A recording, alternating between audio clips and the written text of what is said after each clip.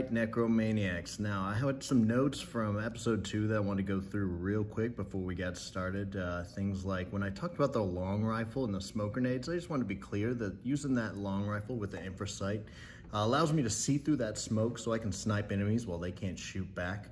That was the whole point of that tactic, and I didn't really explain that in the video, and that agitates me, and I want to make sure I got that in there for you guys.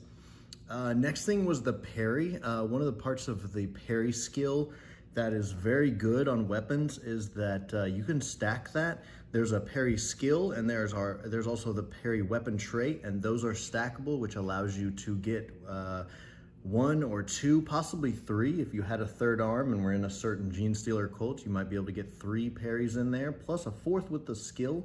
I think that would be a little bit much, but hey, again, going against a dual cleaver corpse grinder cultist, that might be something you'd want on there, is 4 parry abilities with 3 weapons with parry and the skill. Now, one thing about the parry was we talked about power. Power weapons cannot be parried unless you have a power weapon to parry with.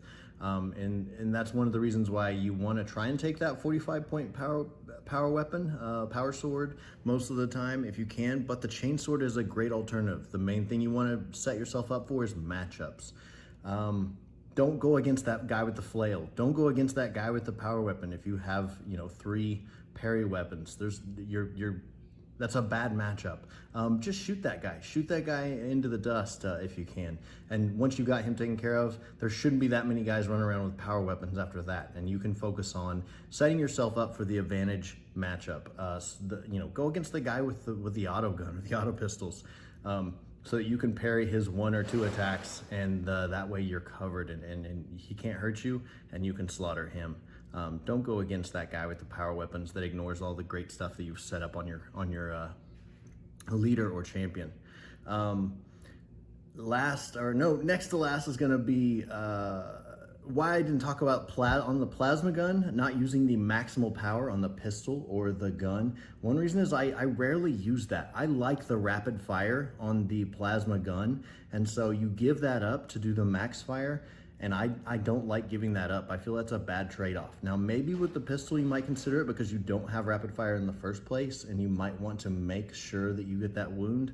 But even then, the strength on that plasma pistol is still so good that there's not a whole lot of reasons to bump it up, unless maybe you're up against an ambot or something big, and then you may need to do that to make sure you can wound. And then on the blaze trait that we talked about, I didn't talk about the movement that happens whenever someone starts their turn, whenever they're ablaze. If they are standing up, they do a 2d6 random move in a random direction, and that's bonkers, in that it can pull them out of cover, it could run them off a cliff, it could cause a lot of damage. If nothing else, just put them in a disadvantageous position on the board so that they can get shot and they can't make that charge, and they're dealing with being on fire as well. That 2d6 move, random move, is amazing if they are not pinned. I said stunned on that last video, that bothered me, but if they are not pinned and trying to stop, drop, and roll to get that +2 to the ability to put themselves out, then they are going to take a random 2d6 stroll in a random direction, and that could put them out in the middle of no man's land to get shot to pieces. That's another reason why the blaze is so good, especially if you get it on 2 or 3 guys hunkered down in cover. All of a sudden they go running out in all different directions to get shot to bits. So I just wanted to clear those up for you guys, because I felt like those were pieces of the tactics that I wanted covered, and I didn't get them covered in the last video. I apologize, and we will do better from now on. So let's move on to video 3. All right, guys, let's get into episode 3. We're talking fire teams, flanking teams, and kill zones. The main things I want to get across is that the more guys you have, the more, I guess, if you can have up to that full 10-man roster in a scenario, then you are going to be able to have the tactical advantage, because if you have more guys than your opponent, then they have to move their critical pieces before yours.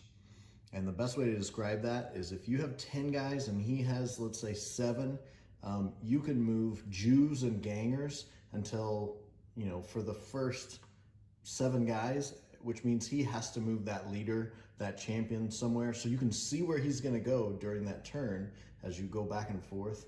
And then now you still have your 8th, 9th, and 10th guys, which could be your 2 champions and your leader, who now get to do their move and shoot attacks, which allows you to kind of dictate the battle, because you were able to hold them back until he's moved everything he can. So you're not going to get this surprise charge. You're not going to get somebody that gets out of your viewpoint or anything like that. That I guess probably the surprise charge is probably the thing you don't want the most, or have someone pop up and shoot you with something you weren't expecting. Because you can move 3 times at the end of that, first turn, second turn, whatever turn it is, and know that he has no more goes. He's out of guys. So you're going to get to continue to move the last of your guys and have no repercussions on that. So more bros means more goes. That you want to maintain that number advantage. Second point is pinning is winning.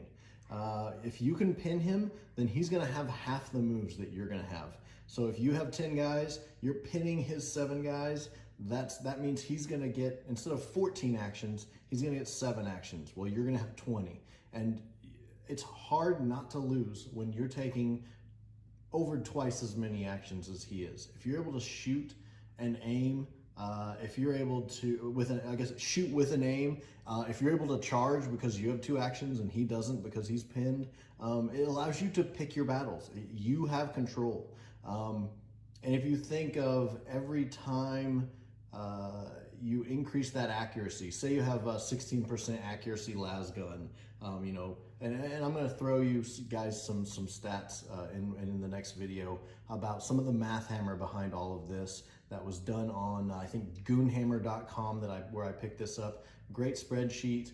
I added the cost of the weapons to it, but it shows you kind of the percentage chance of a weapon getting a serious wound. And for something like an auto gun or a las gun, it's not great. It's about 16%. But if you think of that roll, if you're hitting on a 4 and now you're able to aim and now you're hitting on a 3, that's 16% better as well. So that's going to give you, turn a 50% shot on a 4+ to a 66% shot on a 3+, all because you were able to have that aim. So if he doesn't have the aim, he's still hitting on that 50%, while you're hitting at a 66% rate. Over time, as long as rolling averages, which you will over time, I know that in specific situations you always feel like you roll that 1, but dice roll average, it just takes lots and lots of rolls. But you can hit that and put yourself in the advantage as much as you can. That's the only way you can win a dice game, a dice-based game, I guess you'd say. So let's first talk about fire teams. We have some fire teams set up for you. I have 2. Most of my fire teams are usually 2-man squads. As you can see here, we got 2 with auto guns and 2 with auto guns for my Gene Stealer Colt. Now, what they're going to do is they're going to move into cover and then use their aim and fire ability as much as possible. Now I want to get them as close to the middle of the board as possible, and also of course safely. So probably what they want to do is move up and cover each other. So what I would probably do is move up, so this team here will stay stationary and use their aim and fire, while these guys can move up and shoot. Now, most of the miniatures, I would say on average, most of the miniatures are going to move 4 inches, which isn't a whole lot with just 1 move. But if you can move twice and don't have to worry about moving and shooting, then you can move 8 inches, and that'll actually get you somewhere. So for example here, we got 2 teams, we need to move up 1 team. So we're going to move up 8 inches.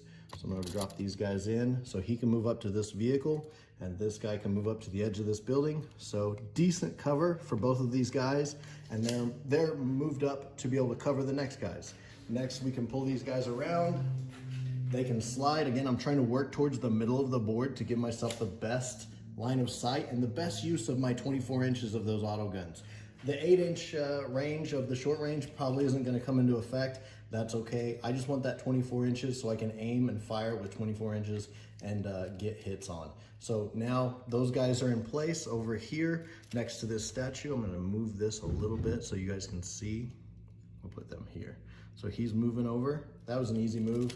This guy didn't even need to move. He could do the 4 inches and still fire. This guy needed about 6 and 7 inches, so he needed to do a double move. So if these guys are in place over here, then I can move these guys up over here and do a double move if I need to and not worry about continuously keeping a fire base. So now, probably the next thing I would do is try and get 8 inches to try and get them as close as possible. He can at least get into this cover over here. And then this guy can definitely get up to this.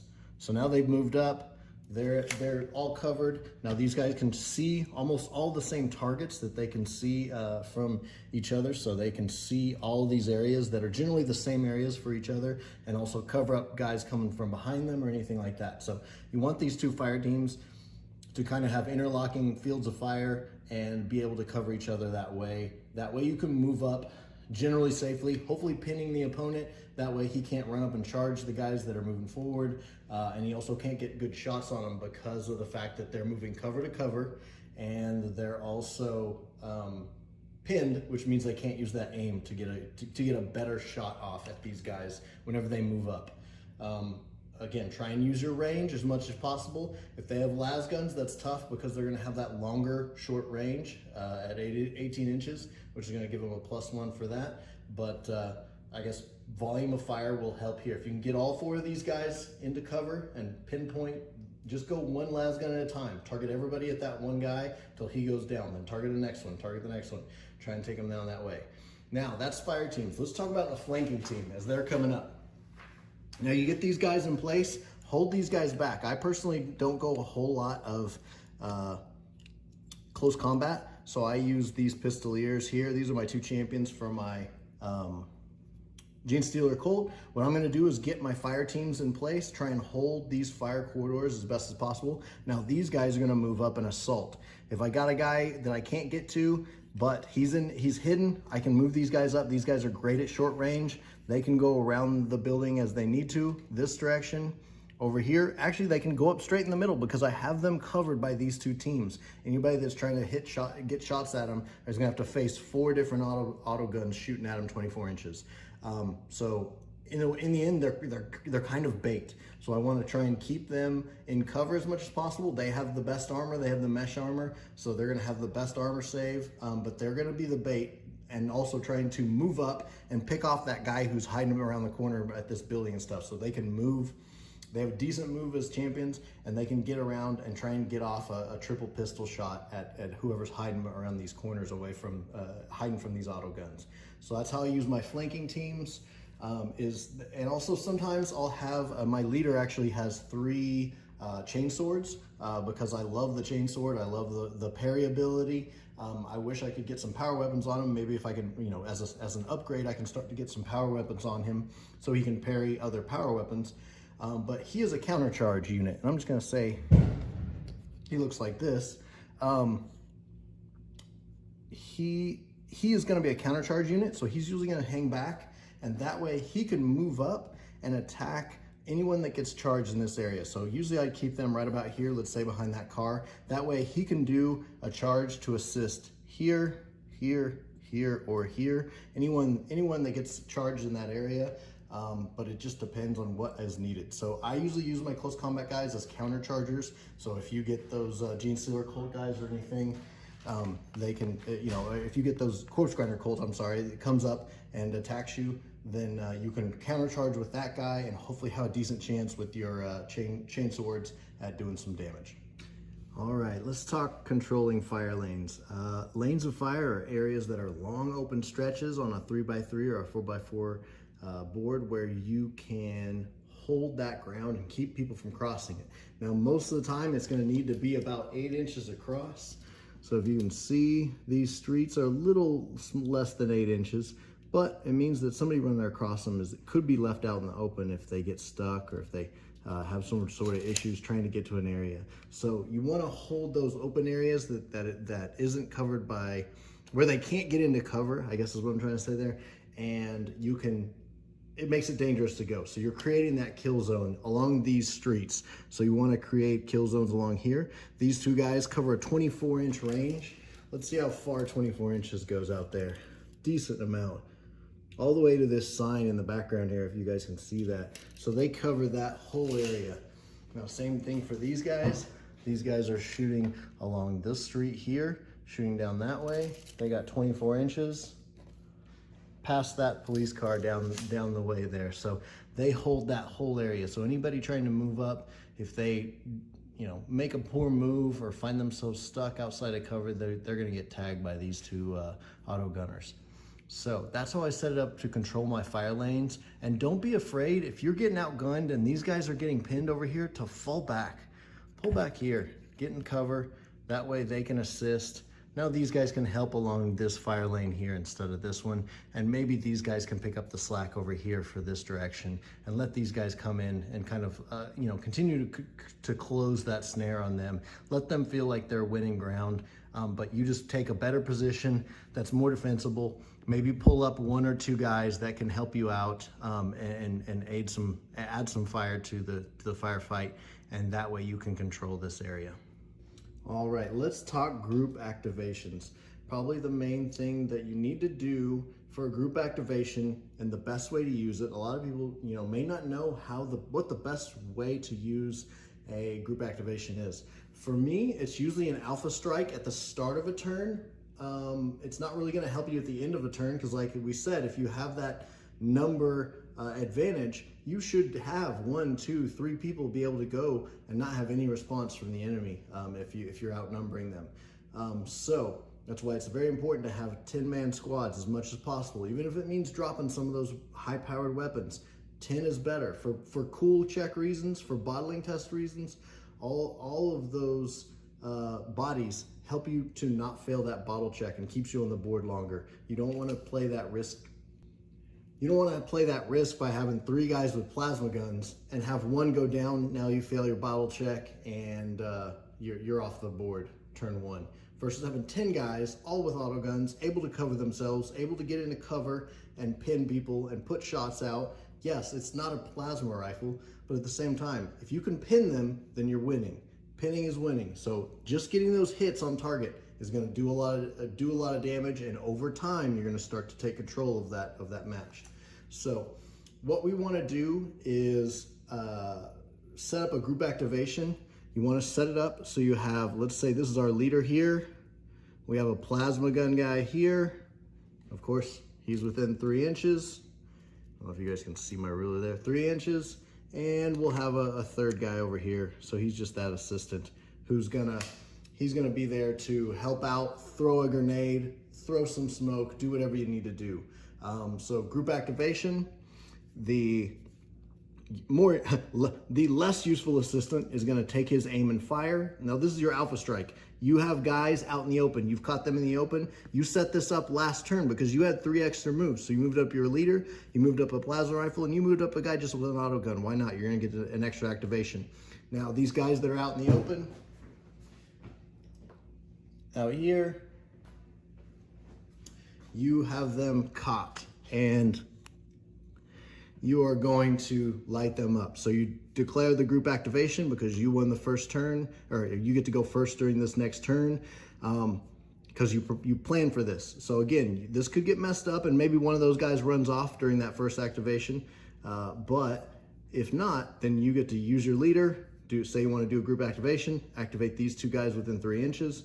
And this guy's going to take an aim and a shot, hopefully get a wound. This guy can move up with his pistols, get a pretty good pistol shot on both those guys. And finally, of course, you have your plasma gun to mop up. If he's able to take out one, then your plasma gun can hopefully take out a second, have both those seriously injured. So that's the way I use group activations, is at the start of a turn, I set it up the turn before to have guys within 3 inches of my leader so that they can all take shots. Now, I'm just gonna move this stuff out of the way real quick so we can set up. Let's say this is Zone Mortalis board. Very similar situation, and I'll show you what that little crony guy is for. And when you're setting up terrain for Zone Mortalis, consider setting up terrain for this. Now I'm setting it up like so. During the setup, you're gonna set that up that scatter terrain. I want this scatter terrain real close to this door, and I put that near as many doors as I can with my scatter terrain. It's a good placement, useful placement for them. So again, let's say this is our plasma gun, this is our just crony with an auto gun, and this is our leader. So leader declares a group activation, and what he's going to do, he's within 3 inches of our guy over here.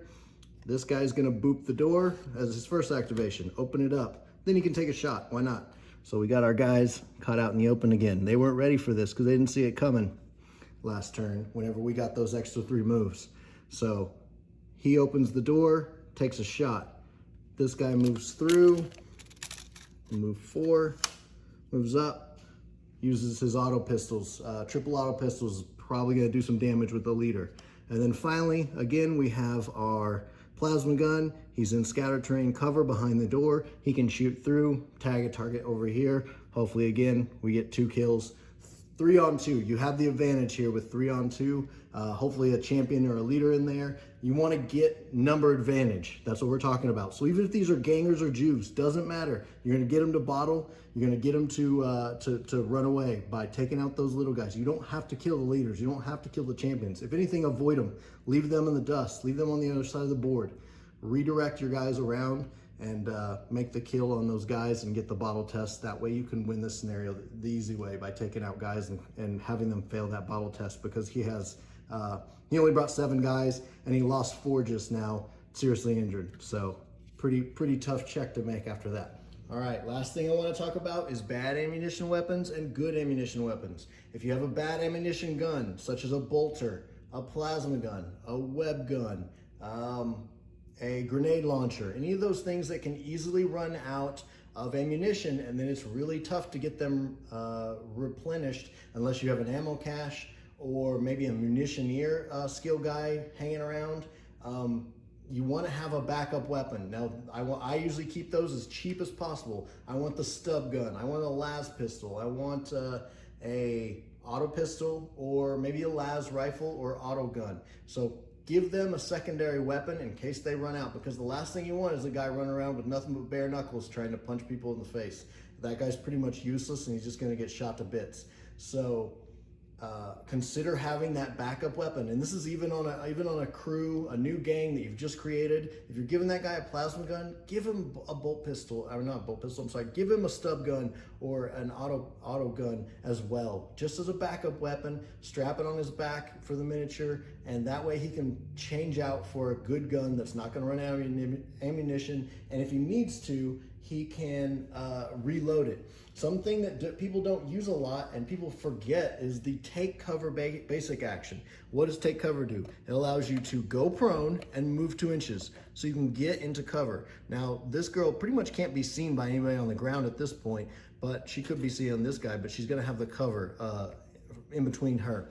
Going prone, put yourself usually out of viewpoint, especially if you're up on a building or something like that, or at least let you go prone behind some scatter terrain, something like that. So don't forget to use that take cover if you need to. It's a great way if you've run out of ammunition to get yourself safe. So first action, take cover. It's a basic action. Next, while you're prone, you can use a reload action. That's one of the prone actions, or pinned actions, I guess you'd say, is a reload. It's a basic action and it allows you to reload. So you can do a reload while laying down on the ground. So consider doing that. If you got that guy, he's already pinned, he's gonna be laying there anyways. Try and get that bolt gun reloaded. It's gonna do you way better to pop up with a bolt gun ready to go than pop up with a stub gun ready to go. Because it's going to be a way more effective weapon. So get that thing reloaded, then you can stand up and be ready to fight. So don't be afraid to go prone, especially if it's going to put you out of sight of an enemy. Now you're safe. You've got a turn or two to try and use those actions to reload their basic actions, so you can try them multiple times, and that way you can get them done.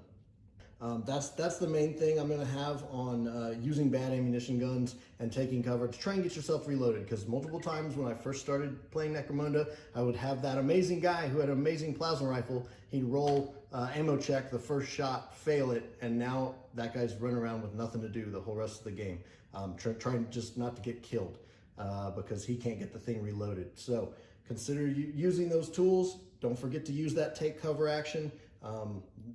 Grab your book, take a look at it. It's not on any of the reference sheets or anything like that because it's not a regularly used action, but it is something in your toolbox you can use if you don't forget about it.